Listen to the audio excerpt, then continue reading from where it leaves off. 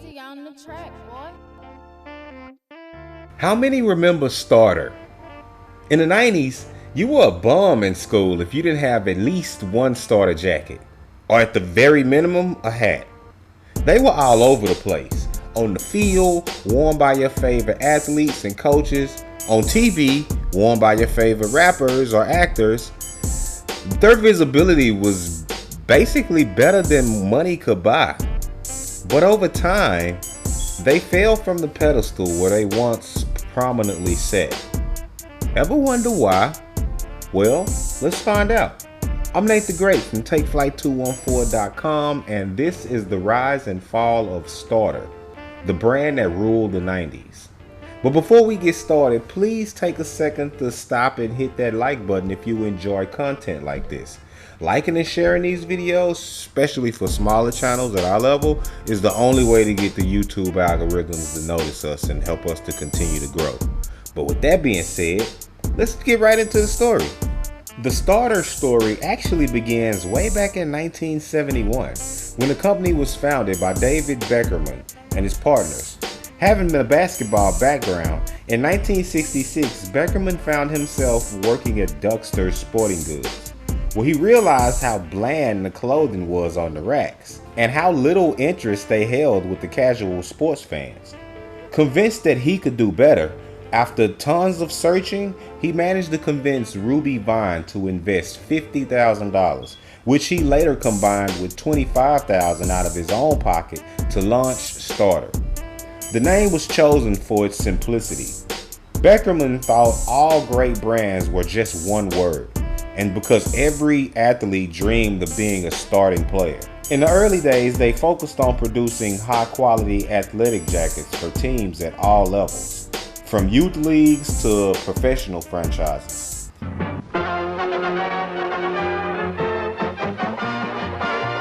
In 1976, after convincing an employee of the then team manager of the New York Mets, Starter was finally given their first professional licensing. This got their foot in the door in the Major League Baseball, and other teams soon followed.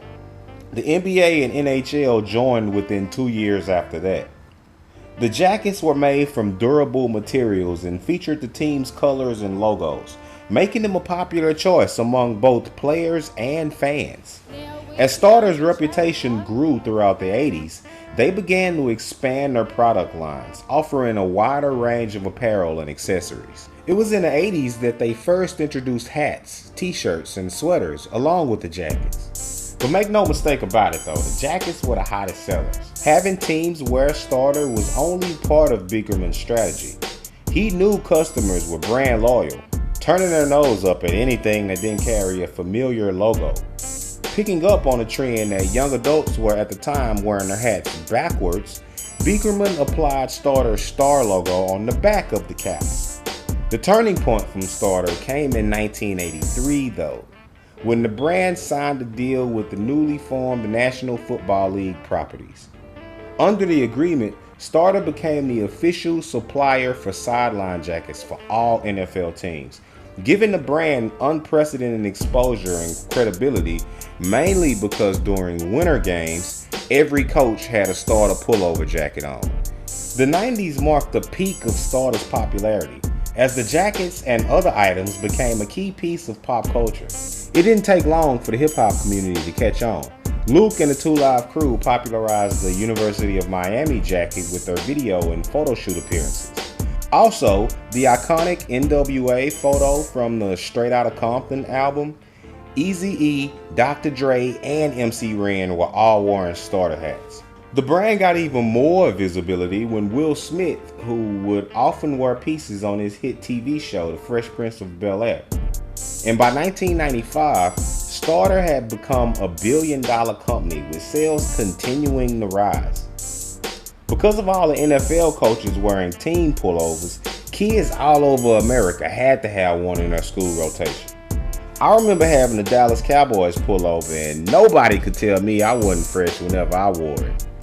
The brand slogan, "Look for the Star," epitomized exactly what we were doing back then. If your hat or team jacket didn't have the recognizable star logo, then it was illegitimate. I personally remember clowning dudes for wearing the triple fat goose jackets. Yeah, you remember them? The classic starter commercials featuring celebs of the day further served to keep the brand in the eyes of the fans. It got so bad that at one point, kids were actually being jumped and robbed for their starter jackets. And one kid tragically lost his life. Some schools even banned starter jackets from their premises due to all the popularity and drama. Starter was at its peak in the 90s, and at one point, Nike even approached Beckerman offering to buy them out, but Beckerman refused. The company wasn't only making money for themselves, they were radically improving teams' bottom line. When the Chicago White Sox switched to a starter branded color scheme, annual revenue for apparel sold at their stadium went from $100,000 to $4.5 million. Having turned down Phil Knight's personal proposal for purchase, Beckerman instead chose to take the company public. But it was at this moment that misfortune would truly begin to strike. In 1994, Major League Baseball canceled its postseason due to a player strike, traditionally the hottest time of the year for apparel sales. The lack of televised games wound up hitting Starter pretty hard. But to make things even worse, the NHL lockout followed shortly after. Suddenly, Starter was without the sports that drove their business. Not to mention, as the 90s churned into the 2000s, styles were changing and sports apparel was becoming less desirable. Throughout the latter half of the 90s, Starter chugged along, but by 1999, the writing was on the wall. And Starter was focused to declare Chapter 11 bankruptcy. Feeling he had done enough, Beckerman finally decided to sell. The company changed hands several times before finally landing at Nike in 2004. So it looks like old Phil wound up getting what he wanted after all, albeit years after he expected it. But Nike wouldn't hold the brand for long, and by 2007, Starter was acquired by Iconics. Today, although new apparel has failed to regain position, it's not to say that they aren't making moves that could change things further down the line, but the vintage stuff still commands a premium price on the resale market.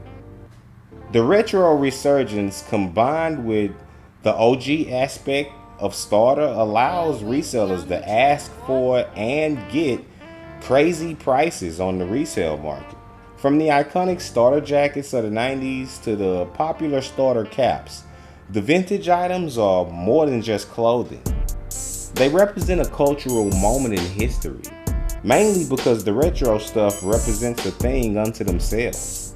An OG Starter hat or jacket simply embodies a vibe. And for that reason, Starter will live on. But what do you think?